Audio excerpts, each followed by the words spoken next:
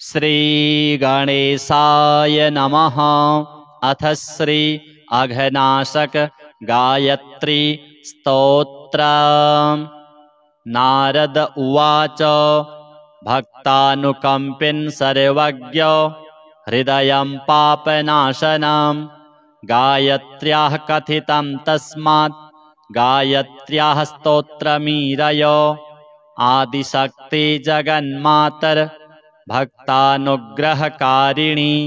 सर्वत्र व्यापिके नन्ते श्रीसन्ध्ये ते नमोऽस्तुते। त्वमेव सन्ध्या गायत्री सावित्री च सरस्वती ब्राह्मी च वैष्णवी रौद्री रक्ता श्वेता सितेतरा प्रातर्बाला च मध्याह्ने यौवनस्था भवेत् पुनः। ब्रह्मा सायं भगवती चिन्त्यते मुनिभिः सदा। हंसस्था गरुडारूढा तथा वृषभवाहिनी ऋग्वेदाध्यायिनी भूमौ दृश्यते या तपस्विभिः। यजुर्वेदं पठन्ती च अन्तरिक्षे विराजते सा सामगापि सर्वेषु भ्राम्यमाणा तथा भुवि। रुद्रलोकं गता त्वं हि विष्णुलोकनिवासिनी त्वमेव ब्रह्मणो लोके मर्त्यानुग्रहकारिणी। सप्तर्षिप्रीतिजननी माया बहुवरप्रदा शिवयोः करनेत्रोत्था ह्यश्रुस्वेदसमुद्भवा। आनन्दजननी दुर्गा दशधा परिपठ्यते वरेण्या वरदा चैव वरिष्ठा वरवर्णिनी गरिष्ठा च वरार्हा च वरारोहा च सप्तमी। नीलगंगा तथा सन्ध्या सर्वदा भोगमोक्षदा भागीरथी मर्त्यलोके पाताले भोगवत्यपि। त्रिलोकवाहिनी देवी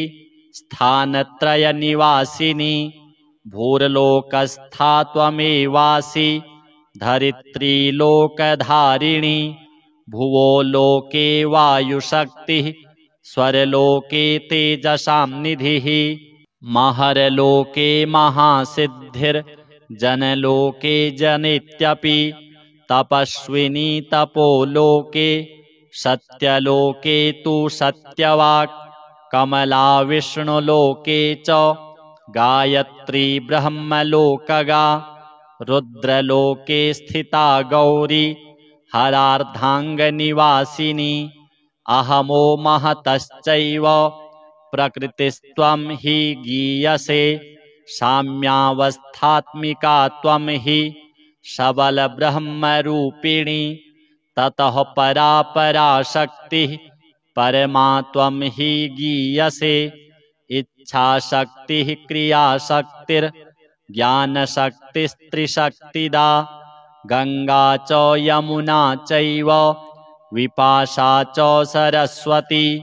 सरयुर्देविका सिन्धुर्नर्मदेरावती तथा गोदावरी शतद्रुश्च कावेरी देवलोकगा। कौशिकी चन्द्रभागा च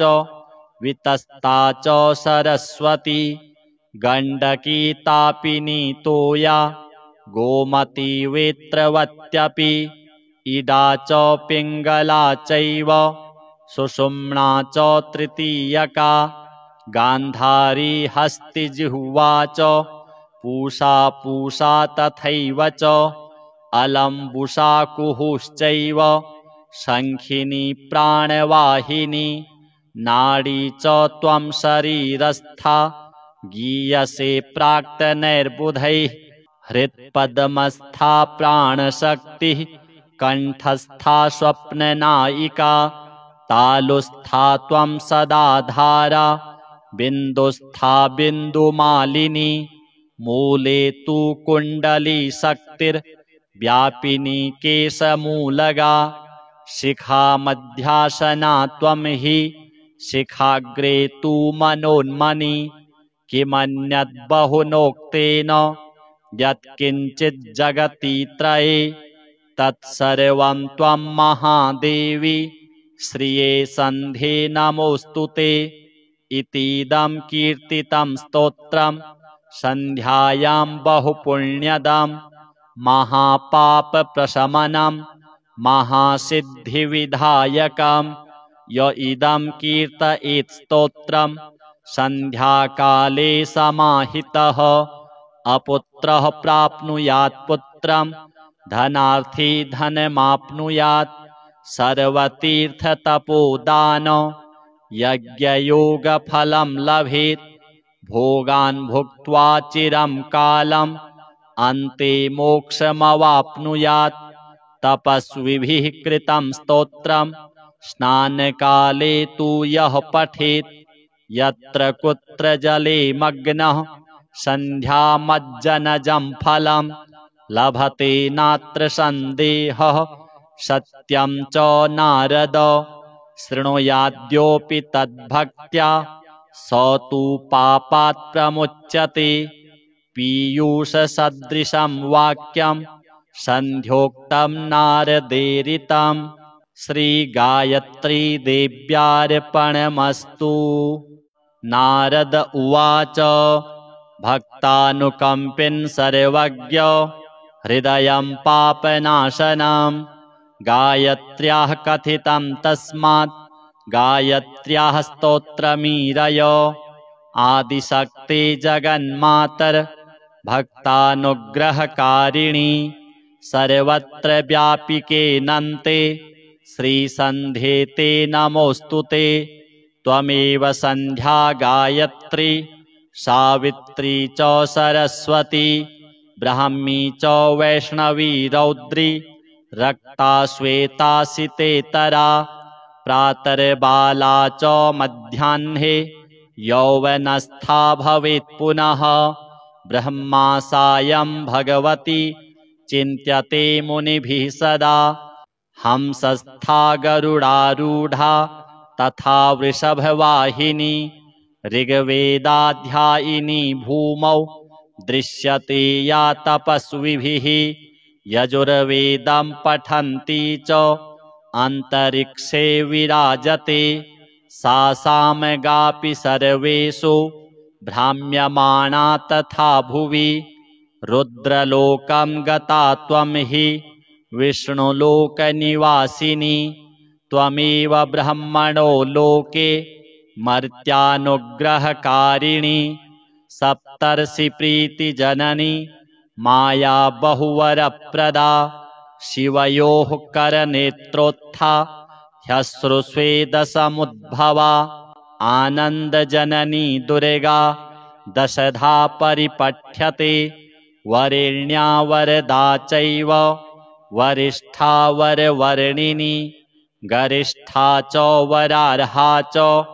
वरारोहा च सप्तमी नीलगंगा तथा संध्या सर्वदा भोगमोक्षदा भागीरथी मर्त्यलोके पाताले भोगवत्यपि त्रिलोकवाहिनी देवी स्थानत्रयनिवासिनी भूर्लोकस्था त्वमेवासि धरित्रीलोकधारिणी भुवो लोके वायुशक्तिः स्वर्लोके तेजसां निधिः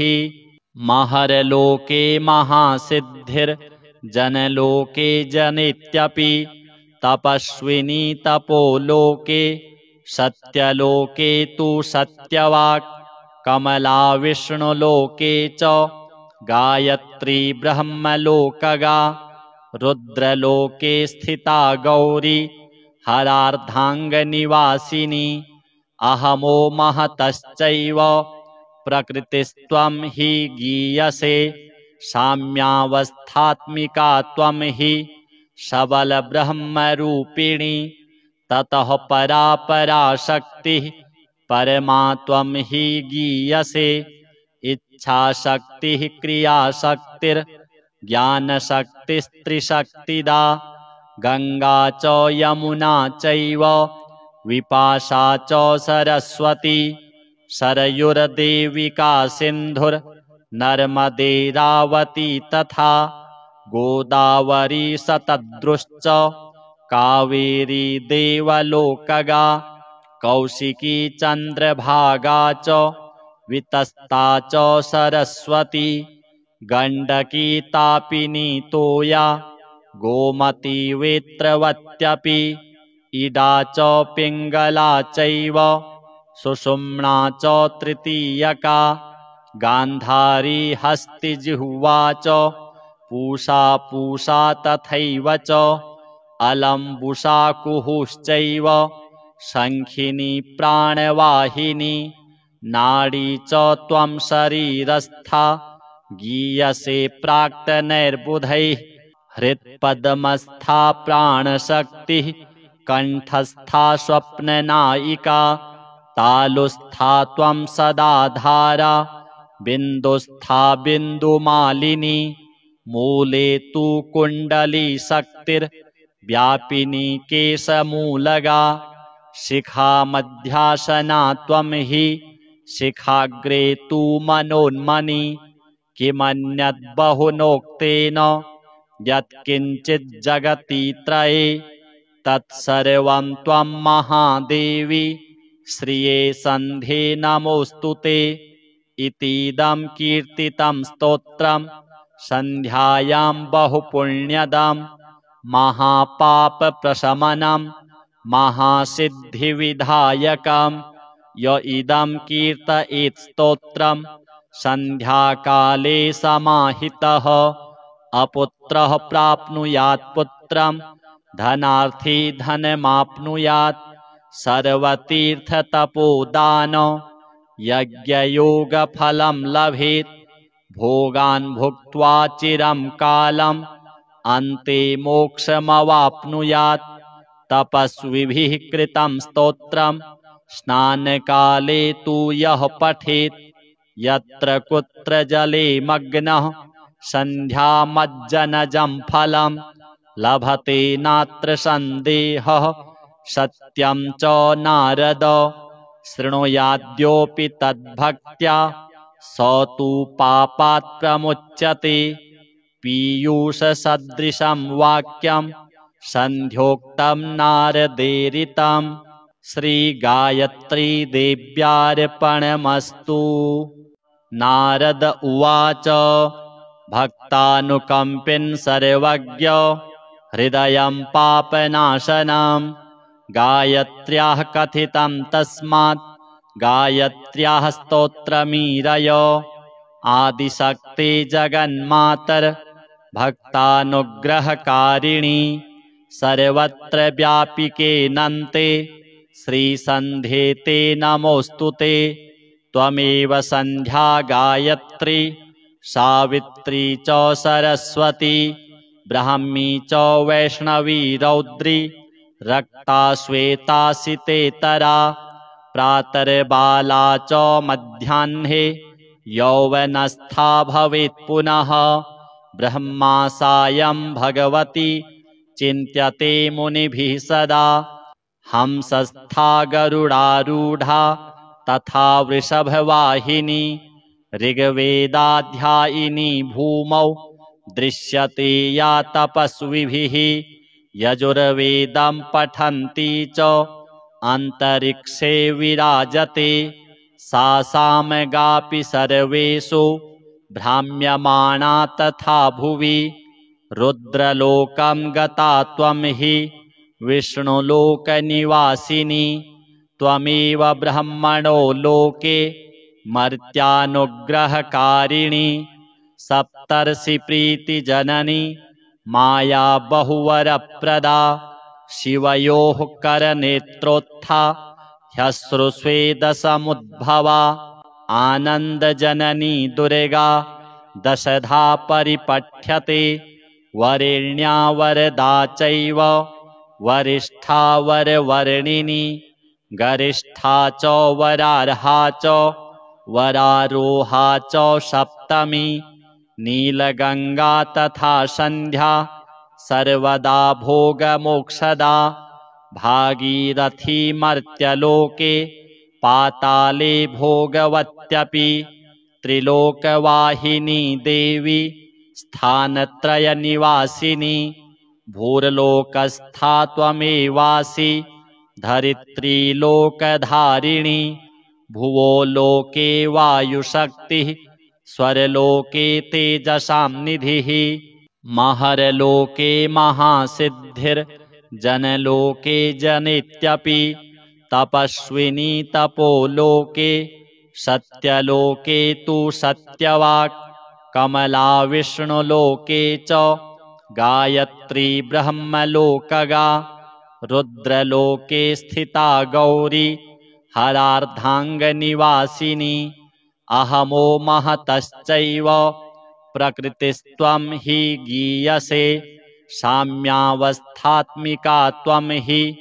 सबलब्रह्मरूपिणी ततः परा पराशक्तिः परमा त्वं हि गीयसे इच्छाशक्तिः क्रियाशक्तिर्ज्ञानशक्तिस्त्रिशक्तिदा गंगा च यमुना चैव विपाशा च सरस्वती सरयुर्देविका सिन्धुर्नर्मदेरावती तथा गोदावरी सतद्रुश्च कावेरी देवलोकगा कौशिकी चन्द्रभागा च वितस्ता च सरस्वती गण्डकी तापिनी तोया गोमती वेत्रवत्यपि इडा च पिङ्गला चैव सुषुम्ना च तृतीयका गान्धारी हस्तिजिह्वा च पूषा तथैव च अलम्बुसा कुहुश्चैव शङ्खिनी प्राणवाहिनी नाडी च त्वं शरीरस्था गीयसे प्राक्तनैर्बुधैः हृत्पद्मस्था प्राणशक्तिः कण्ठस्था स्वप्ननायिका तालुस्था त्वं सदा धारा बिन्दुस्था बिन्दुमालिनी मूले तु कुण्डली शक्तिर्व्यापिनी केशमूलगा शिखा मध्यासना त्वं हि शिखाग्रे तु मनोन्मनी किमन्यद्बहुनोक्तेन यत्किञ्चिज्जगति त्रये तत्सर्वं त्वं महादेवी श्रिये सन्धे नमोऽस्तु ते इतीदं कीर्तितं स्तोत्रं सन्ध्यायां बहुपुण्यदं महापापप्रशमनं महासिद्धिविधायकं य इदं कीर्तयेत् स्तोत्रं सन्ध्याकाले समाहितः अपुत्रः प्राप्नुयात् पुत्रं धनार्थी धनमाप्नुयात् सर्वतीर्थतपोदान यज्ञयोगफलं लभेत् भोगान् भुक्त्वा चिरं कालम् अन्ते मोक्षमवाप्नुयात्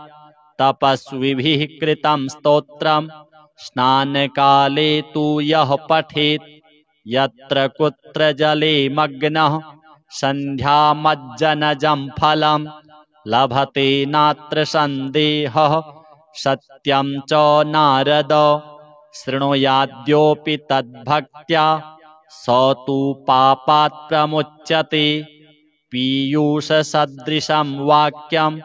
सन्ध्योक्तं नारदेरितं श्रीगायत्री देव्यार्पणमस्तु। नारद उवाच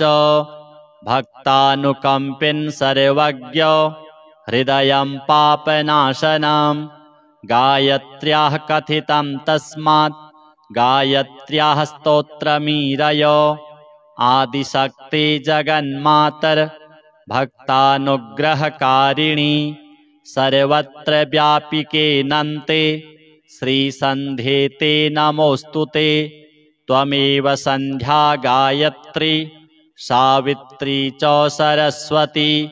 ब्राह्मी च वैष्णवी रौद्री रक्ता श्वेता सितेतरा प्रातर्बाला च मध्याह्ने यौवनस्था भवेत् पुनः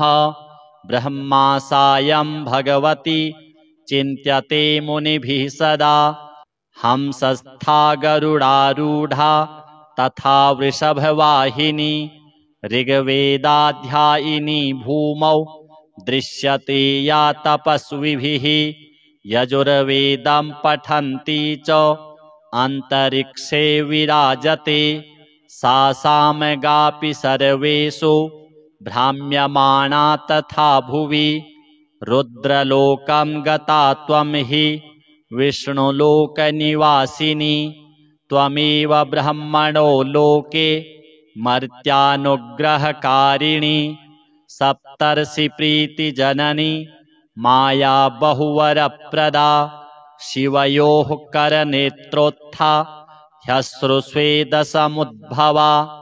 आनन्दजननी दुर्गा दशधा परिपठ्यते वरेण्या वरदा चैव वरिष्ठा वरवर्णिनी गरिष्ठा च वरार्हा च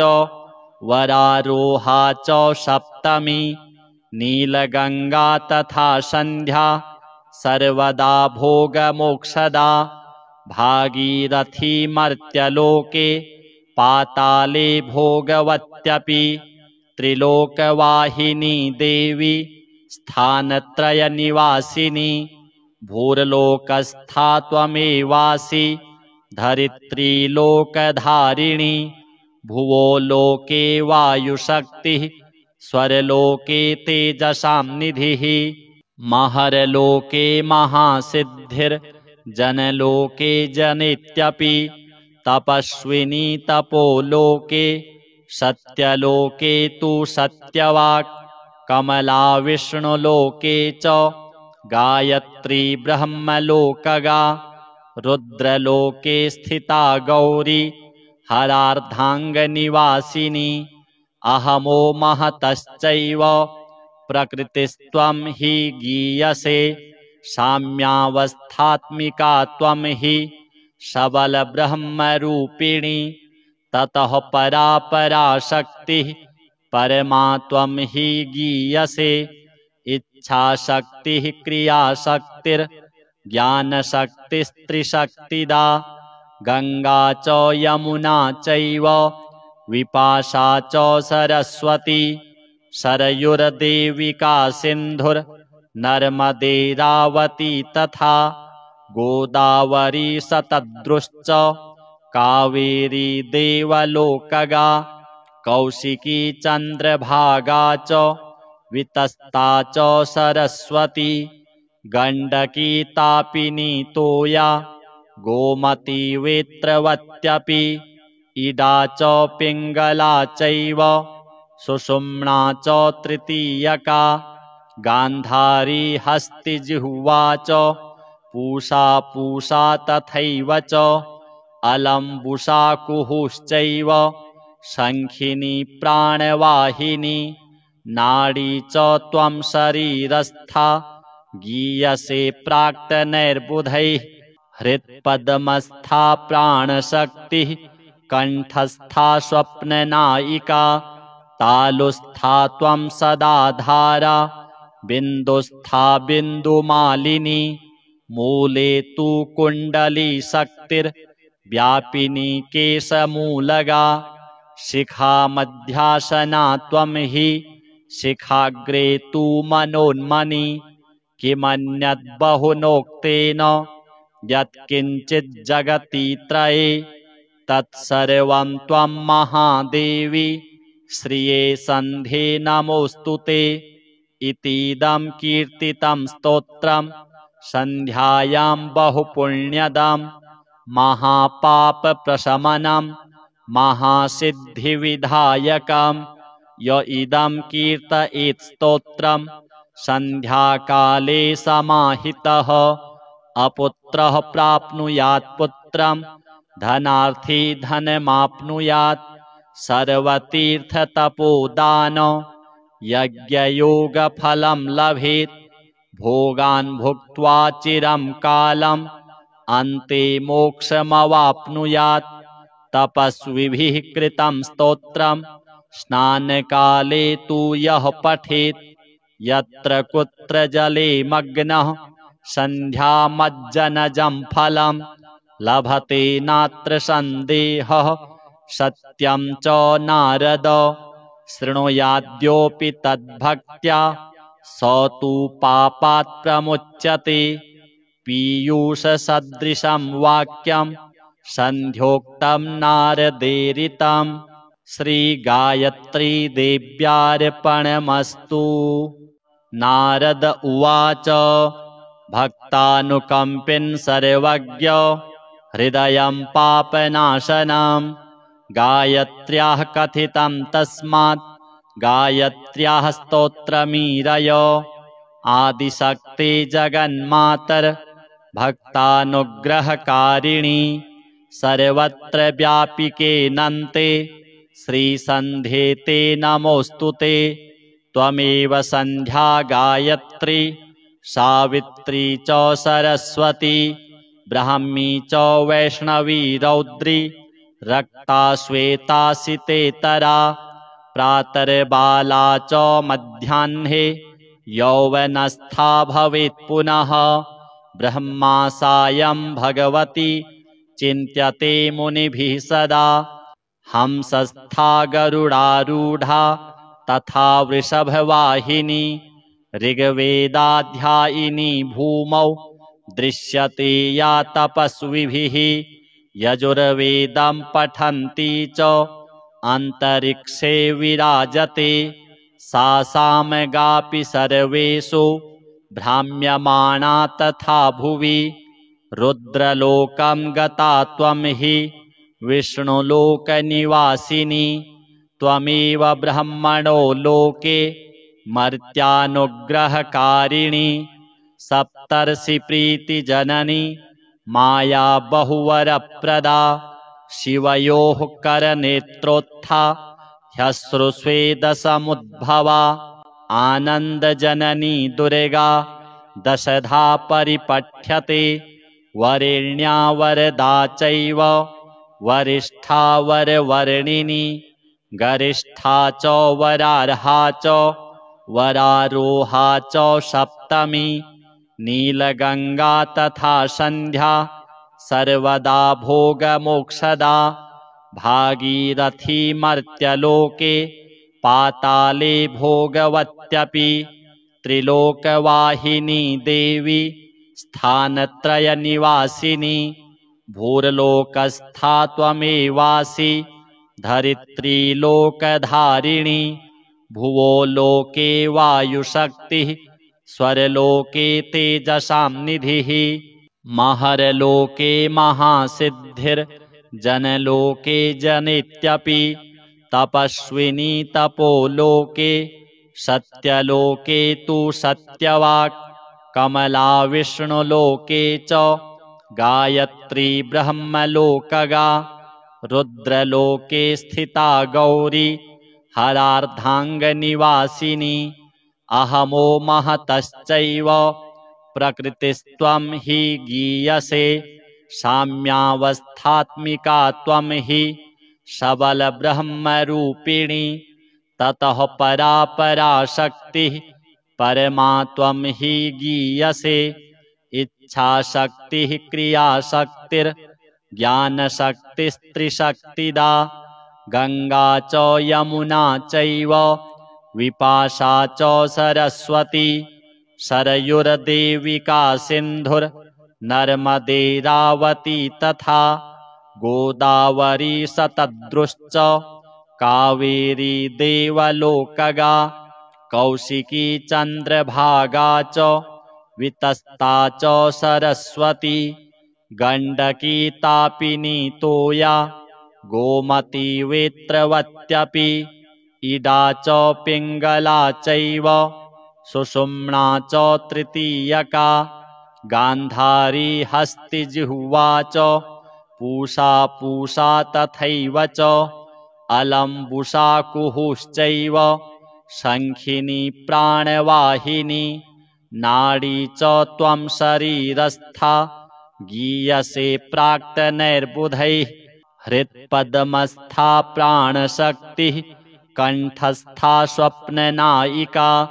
तालुस्था त्वं सदा धारा बिन्दुस्था बिन्दुमालिनी मूले तु कुण्डली शक्तिर्व्यापिनी केशमूलगा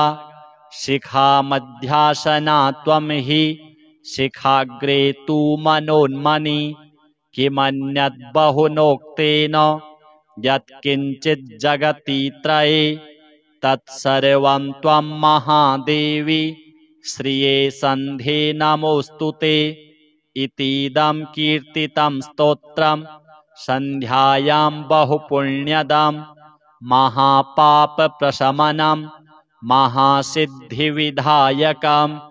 य इदं कीर्तयेत् स्तोत्रं सन्ध्याकाले समाहितः अपुत्रः प्राप्नुयात् पुत्रं धनार्थी धनमाप्नुयात् सर्वतीर्थतपोदान यज्ञयोगफलं लभेत् भोगान् भुक्त्वा चिरं कालम् अन्ते मोक्षमवाप्नुयात् तपस्विभिः कृतं स्तोत्रं स्नानकाले तु यः पठेत् यत्र कुत्र जले मग्नः सन्ध्यामज्जनजं फलं लभते नात्र सन्देहः सत्यं च नारद शृणुयाद्योऽपि तद्भक्त्या स तु पापात् प्रमुच्यते पीयूषसदृशं वाक्यं सन्ध्योक्तं नारदेरितं श्रीगायत्री देव्यार्पणमस्तु। नारद उवाच भक्तानुकम्पिन् सर्वज्ञ हृदयं पापनाशनं गायत्र्याः कथितं तस्मात् गायत्र्याः स्तोत्रमीरय आदिशक्ते जगन्मातर भक्तानुग्रहकारिणी सर्वत्र व्यापिके नन्ते श्रीसन्ध्ये ते नमोऽस्तु ते त्वमेव सन्ध्या गायत्री सावित्री च सरस्वती ब्राह्मी च वैष्णवी रौद्री रक्ता श्वेता सितेतरा प्रातर्बाला च मध्याह्ने यौवनस्था भवेत् पुनः ब्रह्मा सायं भगवती चिन्त्यते मुनिभिः सदा हंसस्था गरुडारूढा तथा वृषभवाहिनी ऋग्वेदाध्यायिनी भूमौ दृश्यते या तपस्विभिः यजुर्वेदं पठन्ती च अन्तरिक्षे विराजते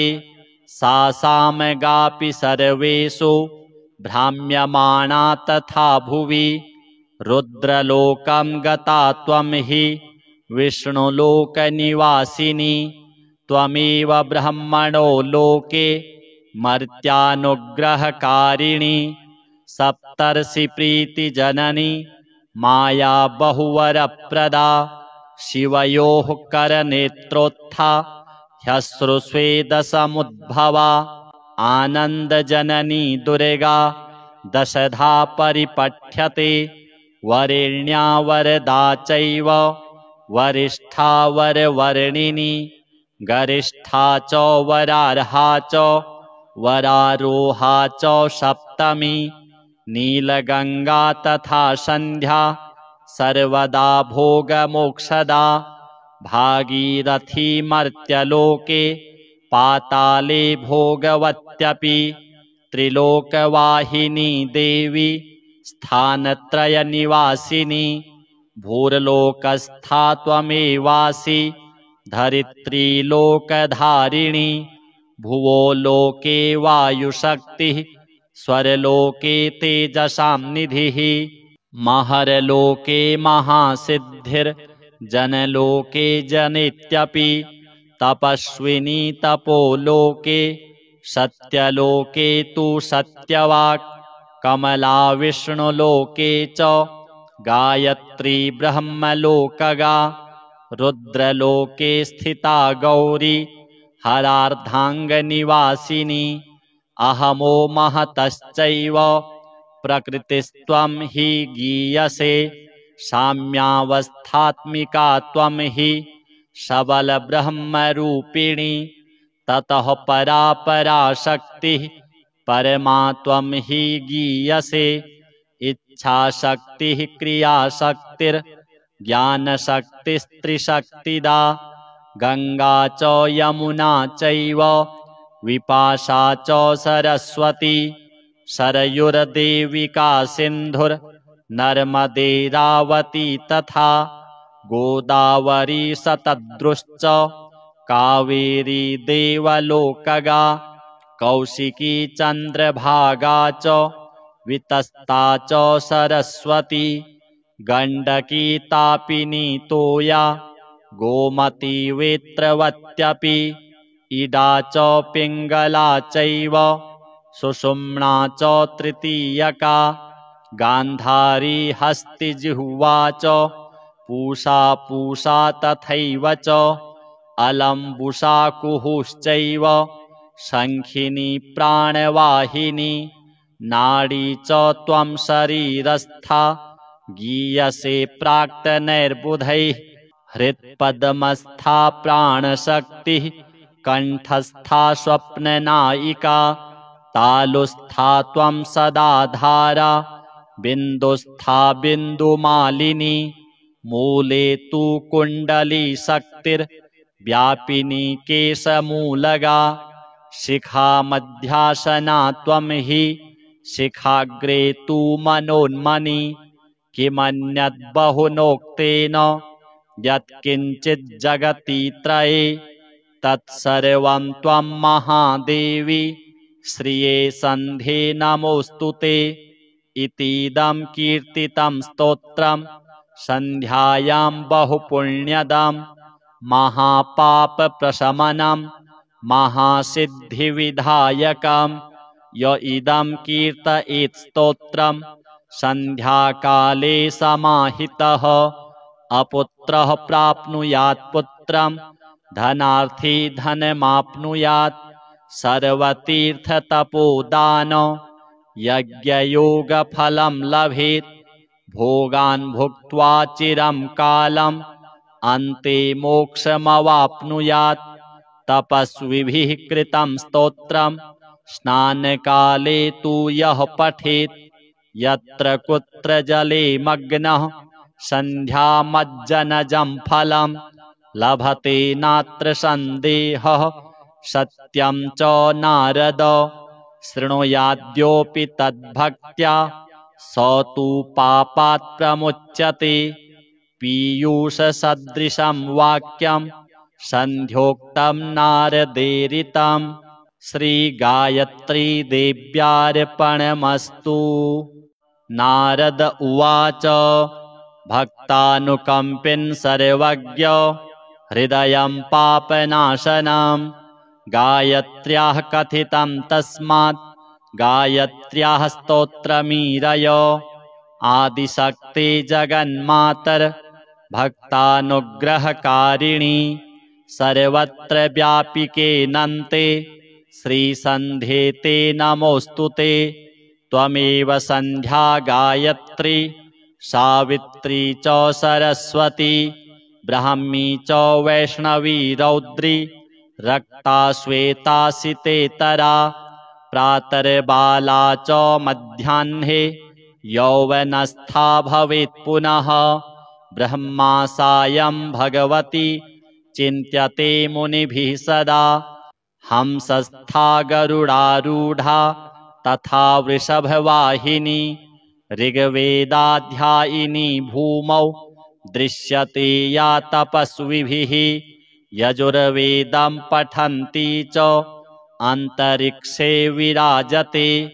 सा सामगापि सर्वेषु भ्राम्यमाणा तथा भुवि रुद्रलोकं गता त्वं हि विष्णुलोकनिवासिनी त्वमेव ब्रह्मणो लोके मर्त्यानुग्रहकारिणी सप्तर्षिप्रीतिजननी माया बहुवरप्रदा शिवयोः करनेत्रोत्था ह्यश्रुस्वेदसमुद्भवा आनन्दजननी दुर्गा दशधा परिपठ्यते वरेण्या वरदा चैव वरिष्ठा वरवर्णिनी गरिष्ठा च वरार्हा च वरारोहा च सप्तमी नीलगंगा तथा संध्या सर्वदा भोगमोक्षदा भागीरथी मर्त्यलोके पाताले भोगवत्यपि त्रिलोकवाहिनी देवी स्थानत्रयनिवासिनी भूर्लोकस्था त्वमेवासि धरित्रीलोकधारिणी भुवो लोके वायुशक्तिः स्वर्लोके तेजसां निधिः महर्लोके महासिद्धिर्जनलोके जनित्यपि तपस्विनी तपोलोके सत्यलोके तु सत्यवाक् कमला विष्णुलोके च गायत्री ब्रह्मलोकगा रुद्रलोके स्थिता गौरी हरार्धाङ्गनिवासिनी अहमो महतश्चैव प्रकृतिस्त्वं हि गीयसे साम्यावस्थात्मिका त्वं हि सबलब्रह्मरूपिणी ततः परा पराशक्तिः परमा त्वं हि गीयसे इच्छाशक्तिः क्रियाशक्तिर्ज्ञानशक्तिस्त्रिशक्तिदा गंगा च यमुना चैव विपाशा च सरस्वती सरयुर्देविका सिन्धुर्नर्मदेरावती तथा गोदावरी सतद्रुश्च कावेरी देवलोकगा कौशिकी चन्द्रभागा च वितस्ता च सरस्वती गण्डकी तापिनी तोया गोमती वेत्रवत्यपि इडा च पिङ्गला चैव सुषुम्ना च तृतीयका गान्धारी हस्तिजिह्वा च पूषा पूषा तथैव च अलम्बुसा कुहुश्चैव शङ्खिनी प्राणवाहिनी नाडी च त्वं शरीरस्था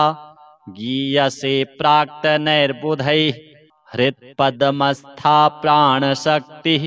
कण्ठस्था स्वप्ननायिका तालुस्था त्वं सदा धारा बिन्दुस्था बिन्दुमालिनी मूले तु कुण्डली शक्तिर्व्यापिनी केशमूलगा शिखा मध्यासना त्वं हि शिखाग्रे तु मनोन्मनी किमन्यद् बहुनोक्तेन यत्किञ्चिज्जगति त्रये तत्सर्वं त्वं महादेवी श्रिये सन्धे नमोऽस्तु ते इतीदं कीर्तितं स्तोत्रं सन्ध्यायां बहुपुण्यदं महापापप्रशमनं महासिद्धिविधायकं य इदं कीर्तयेत् स्तोत्रं सन्ध्याकाले समाहितः अपुत्रः प्राप्नुयात् पुत्रं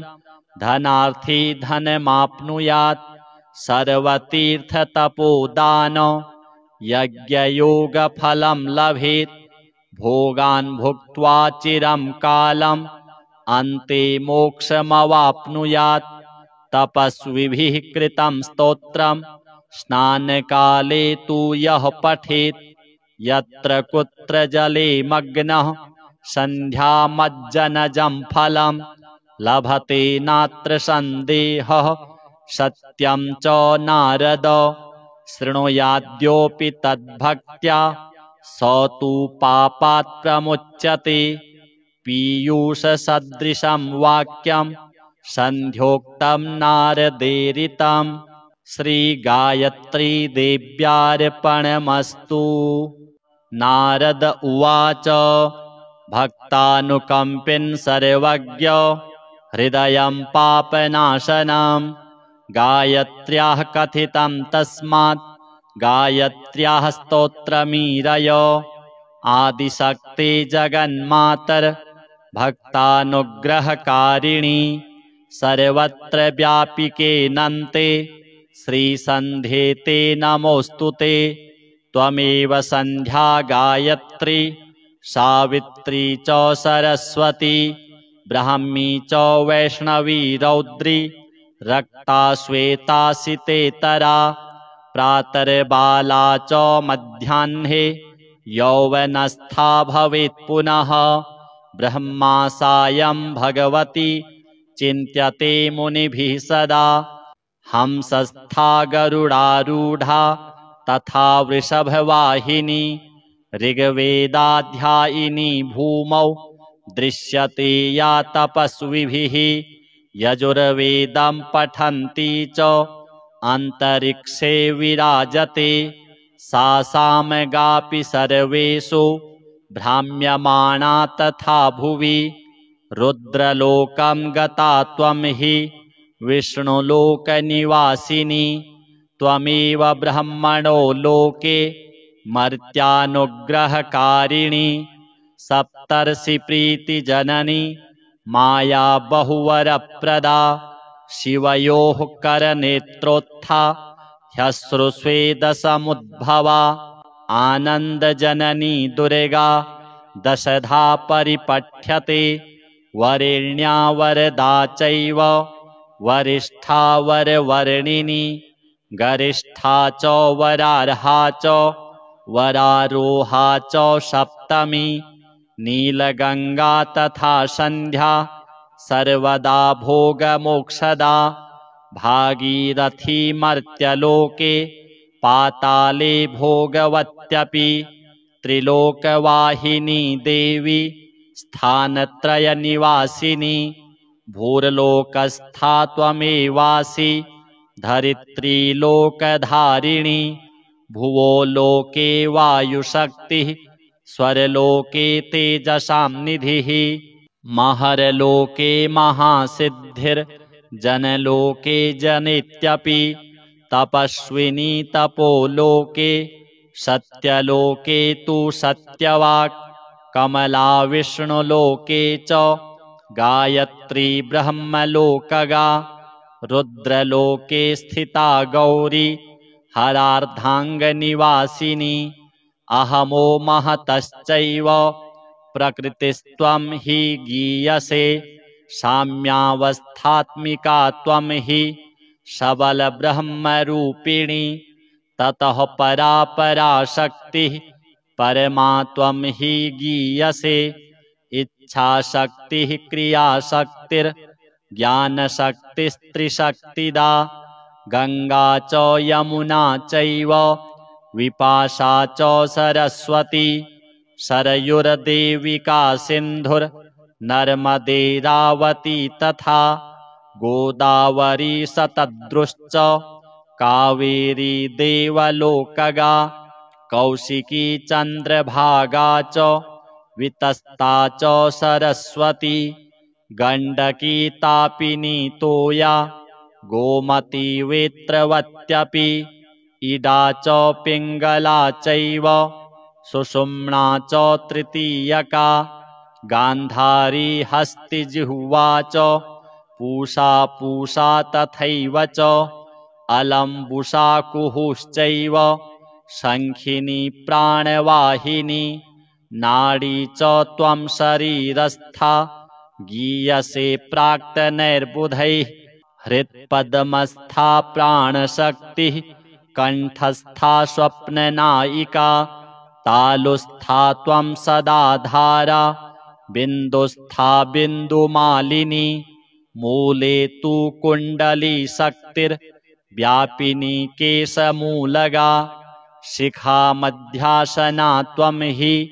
शिखाग्रे तु मनोन्मनी। किमन्यद्बहुनोक्तेन यत्किञ्चिज्जगति त्रये। तत्सर्वं त्वं महादेवी श्रिये सन्ध्ये नमोऽस्तु ते। इतीदं कीर्तितं स्तोत्रं सन्ध्यायां बहुपुण्यदं। महापापप्रशमनं महासिद्धिविधायकं। य इदं कीर्तयेत् स्तोत्रं सन्ध्याकाले समाहितः। अपुत्रः प्राप्नुयात् पुत्रं धनार्थी धनमाप्नुयात्। सर्वतीर्थतपोदान यज्ञयोगफलं लभेत्। भोगान् भुक्त्वा चिरं कालम् अन्ते मोक्षमवाप्नुयात्। तपस्विभिः कृतं स्तोत्रं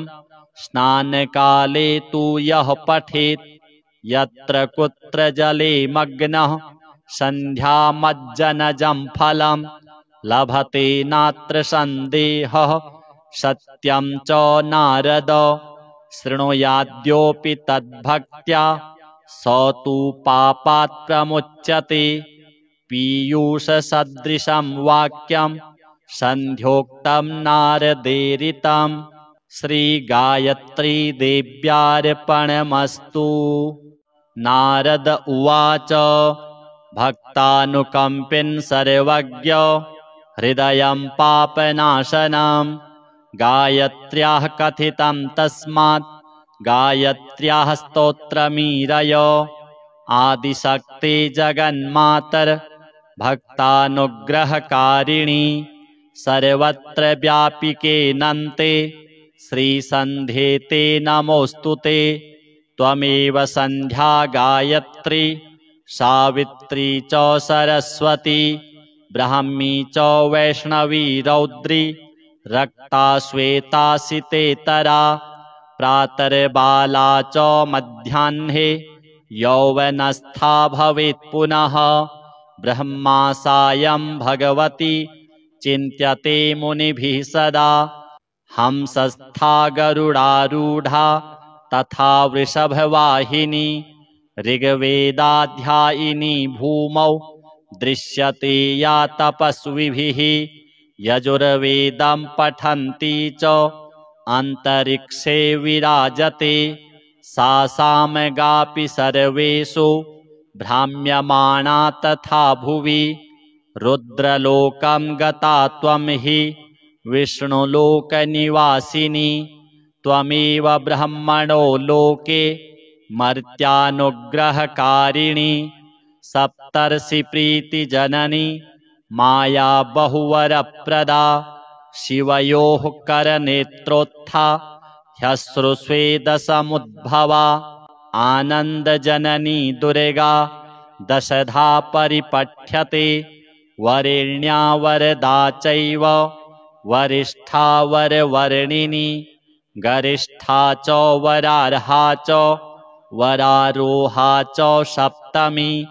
नीलगंगा तथा संध्या सर्वदा भोगमोक्षदा भागीरथी मर्त्यलोके पाताले भोगवत्यपि त्रिलोकवाहिनी देवी स्थानत्रयनिवासिनी भूर्लोकस्था त्वमेवासि धरित्रीलोकधारिणी भुवो लोके वायुशक्तिः स्वर्लोके तेजसां निधिः महर्लोके महासिद्धिर्जनलोके जनेत्यपि तपस्विनी तपोलोके सत्यलोके तु सत्यवाक् कमला विष्णुलोके च गायत्री ब्रह्मलोकगा रुद्रलोके स्थिता गौरी हरार्धाङ्गनिवासिनी अहमो महतश्चैव प्रकृतिस्त्वं हि गीयसे साम्यावस्थात्मिका त्वं हि सबलब्रह्मरूपिणी ततः परा पराशक्तिः परमा त्वं हि गीयसे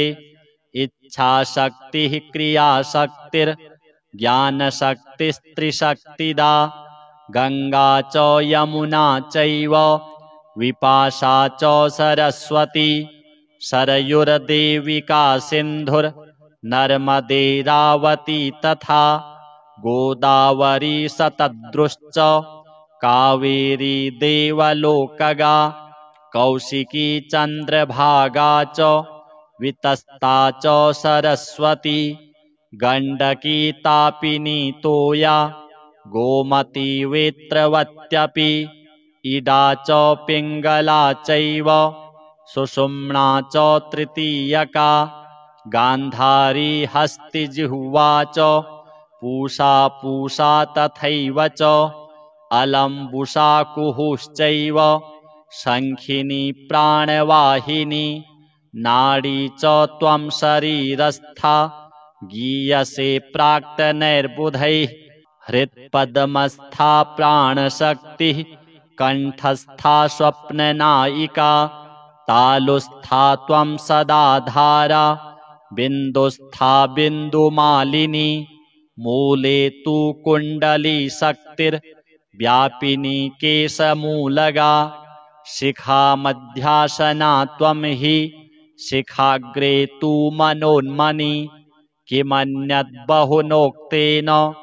यत्किञ्चिज्जगति त्रये तत्सर्वं त्वं महादेवी श्रिये सन्ध्ये नमोऽस्तु ते इतीदं कीर्तितं स्तोत्रं सन्ध्यायां बहुपुण्यदं महापापप्रशमनं महासिद्धिविधायकं य इदं कीर्तयेत् स्तोत्रं सन्ध्याकाले समाहितः अपुत्रः प्राप्नुयात् पुत्रं धनार्थी धनमाप्नुयात् सर्वतीर्थतपोदान यज्ञयोगफलं लभेत् भोगान् भुक्त्वा चिरं कालम् अन्ते मोक्षमवाप्नुयात् तपस्विभिः कृतं स्तोत्रं स्नानकाले तु यः पठेत् यत्र कुत्र जले मग्नः सन्ध्यामज्जनजं फलं लभते नात्र सन्देहः सत्यं च नारद शृणुयाद्योऽपि तद्भक्त्या स तु पापात् प्रमुच्यते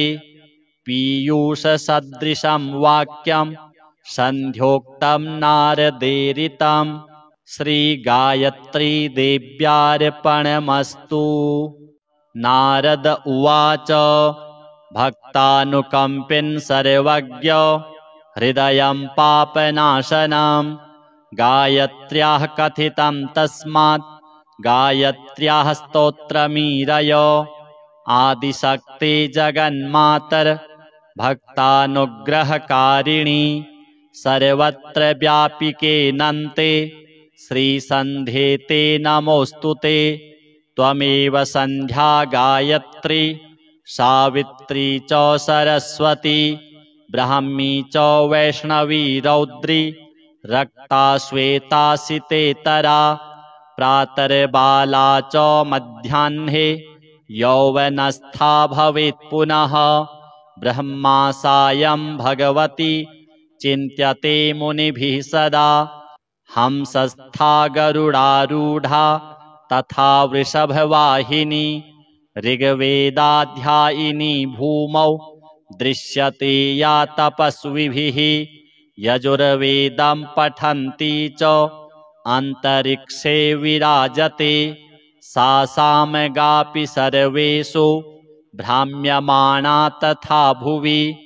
रुद्रलोकं गता त्वं हि विष्णुलोकनिवासिनी त्वमेव ब्रह्मणो लोके मर्त्यानुग्रहकारिणी सप्तर्षिप्रीतिजननी माया बहुवरप्रदा शिवयोः करनेत्रोत्था ह्यश्रुस्वेदसमुद्भवा आनन्दजननी दुर्गा दशधा परिपठ्यते वरेण्या वरदा चैव वरिष्ठा वरवर्णिनी गरिष्ठा च वरार्हा च वरारोहा च सप्तमी नीलगंगा तथा सन्ध्या सर्वदा भोगमोक्षदा भागीरथी मर्त्यलोके पाताले भोगवत्यपि त्रिलोकवाहिनी देवी स्थानत्रयनिवासिनी भूर्लोकस्था त्वमेवासि धरित्रीलोकधारिणी भुवो लोके वायुशक्तिः स्वर्लोके तेजसां निधिः महर्लोके महासिद्धिर्जनलोके जनेत्यपि तपस्विनी तपोलोके सत्यलोके तु सत्यवाक् कमला विष्णुलोके च गायत्री ब्रह्मलोकगा रुद्रलोके स्थिता गौरी हरार्धाङ्गनिवासिनी अहमो महतश्चैव प्रकृतिस्त्वं हि गीयसे साम्यावस्थात्मिका त्वं हि सबलब्रह्मरूपिणी ततः परा पराशक्तिः परमा त्वं हि गीयसे इच्छाशक्तिः क्रियाशक्तिर्ज्ञानशक्तिस्त्रिशक्तिदा गंगा च यमुना चैव विपाशा च सरस्वती सरयुर्देविका सिन्धुर्नर्मदेरावती तथा गोदावरी सतद्रुश्च कावेरी देवलोकगा कौशिकी चन्द्रभागा च वितस्ता च सरस्वती गण्डकी तापिनी तोया गोमती वेत्रवत्यपि इडा च पिङ्गला चैव सुषुम्ना च तृतीयका गान्धारी हस्तिजिह्वा च पूषा पूषा तथैव च अलम्बुसा कुहुश्चैव शङ्खिनी प्राणवाहिनी नाडी च त्वं शरीरस्था गीयसे प्राक्तनैर्बुधैः हृत्पद्मस्था प्राणशक्तिः कण्ठस्था स्वप्ननायिका तालुस्था त्वं सदाधारा बिन्दुस्था बिन्दुमालिनी मूले तु कुण्डली शक्तिर्व्यापिनी केशमूलगा शिखा मध्यासना त्वं हि शिखाग्रे तु मनोन्मनी किमन्यद्बहुनोक्तेन यत्किञ्चिज्जगति त्रये तत्सर्वं त्वं महादेवी श्रिये सन्धे नमोऽस्तु ते इतीदं कीर्तितं स्तोत्रं सन्ध्यायां बहुपुण्यदं महापापप्रशमनं महासिद्धिविधायकं य इदं कीर्तयेत् स्तोत्रं सन्ध्याकाले समाहितः अपुत्रः प्राप्नुयात् पुत्रं धनार्थी धनमाप्नुयात् सर्वतीर्थतपोदान यज्ञयोगफलं लभेत् भोगान् भुक्त्वा चिरं कालम् अन्ते मोक्षमवाप्नुयात् तपस्विभिः कृतं स्तोत्रं स्नानकाले तु यः पठेत् यत्र कुत्र जले मग्नः सन्ध्यामज्जनजं फलं लभते नात्र सन्देहः सत्यं च नारद शृणुयाद्योऽपि तद्भक्त्या स तु पापात् प्रमुच्यते पीयूषसदृशं वाक्यं सन्ध्योक्तं नारदेरितं श्रीगायत्री देव्यार्पणमस्तु। नारद उवाच भक्तानुकम्पिन् सर्वज्ञ हृदयं पापनाशनं गायत्र्याः कथितं तस्मात् गायत्र्याः स्तोत्रमीरय आदिशक्ति जगन्मातर भक्तानुग्रहकारिणी सर्वत्र व्यापिके नन्ते श्रीसन्ध्ये ते नमोऽस्तु ते त्वमेव सन्ध्या गायत्री सावित्री च सरस्वती ब्राह्मी च वैष्णवी रौद्री रक्ता श्वेता सितेतरा प्रातर्बाला च मध्याह्ने यौवनस्था भवेत् पुनः ब्रह्मा सायं भगवती चिन्त्यते मुनिभिः सदा हंसस्था गरुडारूढा तथा वृषभवाहिनी ऋग्वेदाध्यायिनी भूमौ दृश्यते या तपस्विभिः यजुर्वेदं पठन्ती च अन्तरिक्षे विराजते सा सामगापि सर्वेषु भ्राम्यमाणा तथा भुवि रुद्रलोकं गता त्वं हि विष्णुलोकनिवासिनी त्वमेव ब्रह्मणो लोके मर्त्यानुग्रहकारिणी सप्तर्षिप्रीतिजननी माया बहुवरप्रदा शिवयोः करनेत्रोत्था ह्यश्रुस्वेदसमुद्भवा आनन्दजननी दुर्गा दशधा परिपठ्यते वरेण्या वरदा चैव वरिष्ठा वरवर्णिनी गरिष्ठा च वरार्हा च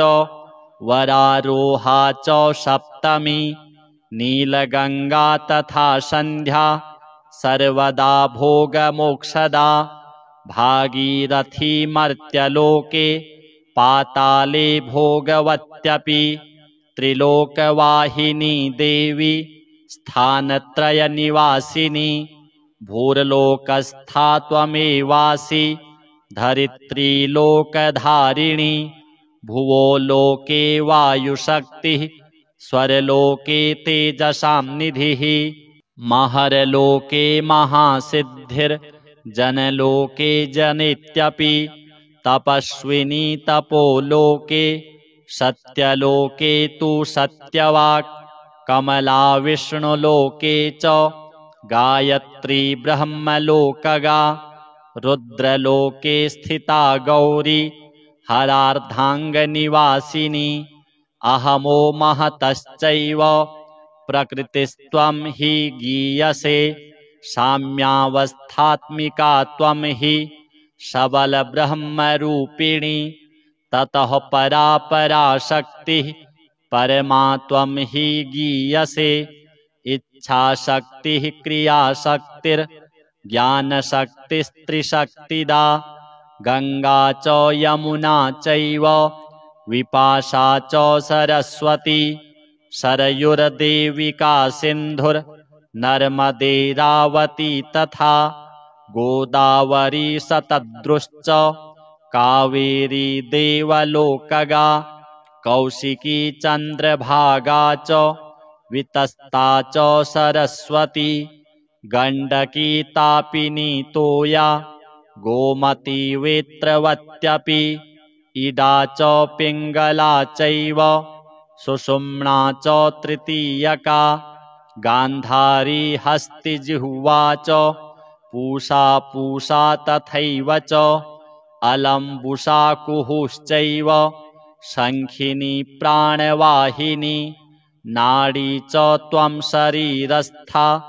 गीयसे प्राक्तनैर्बुधैः हृत्पद्मस्था प्राणशक्तिः कंठस्था स्वप्ननायिका तालुस्था त्वं सदा धारा बिन्दुस्था बिन्दुमालिनी मूले तु कुण्डली शक्तिर्व्यापिनी केशमूलगा शिखा मध्यासना त्वं हि